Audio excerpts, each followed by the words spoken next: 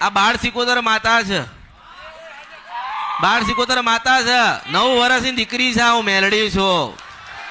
અને ના ગોતી લાવું તો મારા અવતારમાં ખોટ પડે. હું મેલડી છું.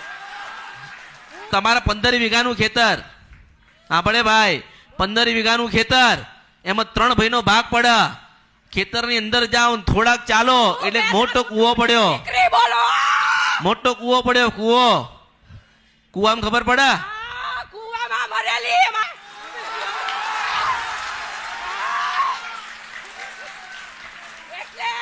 આ પારકી નથી. જો હું તમને શું કહું, તમને હેરાન કરે છે ને, તમને સતાવે ને, 17 થી 18 કે 19 વર્ષથી તમને સતાવે છે ને. ચલો તમે ખાલી એક વખત એવી જવાબદારી લો કે મારી માં, મારી બૂન, મારી ફઈ તું શાંત થઈ જાય એટલે એકદમ ઠારે પડી જાય.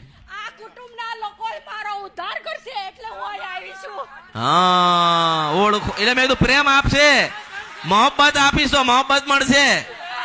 તમારે જો તમે આને જેટલું વળાવો, જેટલે આની પર કાવતરા કરાવો, જેટલા તમે મૂળા બંધાવશો ને એટલા કાઈ થાય છે. તમે એના પગમાં નાના પડી જાઓ, એમ કહું છું, નાના બનીને બેસી જાઓ એના પગે, એ શાંત થઈ જશે.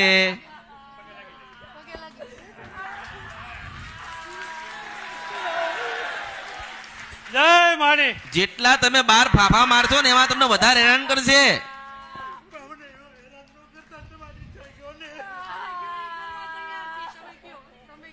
તમે રાજી થાવ એવું કહો. તમે હેરાન થયા તો એ હેરાન તો થઈ જશે ને. તો પછી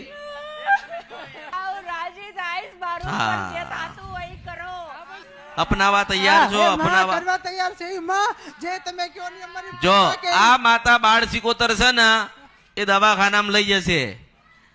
ઘરમાં પતિ પત્ની ઝઘડા કરાવશે, મા દીકરાને લડાવશે, ધંધો આગળ લઈ જશે, પછી પાછળ ફેંકી દેશે. છેલ્લે તમારી મિલકત વેચવાના દિવસ તમારા લાવશે. છેલ્લે પછી એવું થાય કે એટલું બધું જીવનમાં દુઃખ છે, જીવીને શું કરવું છે, એટલે મરી જવાના વિચાર કરાવશે. ભલે તમે કીધું કે અમે સારંગપુર ગયા, અમે આમ ગયા, અમે તેમ ગયા. મેં તને શું કીધું કે મને અમરતે કીધું કે આને આ ધજા આપી છે તો એને પકડો, એટલે મેં તને પકડ્યો. હવે જો મારી ફરજ શું છે કે તમારું દેવ તમને રાજી કરીને આલું.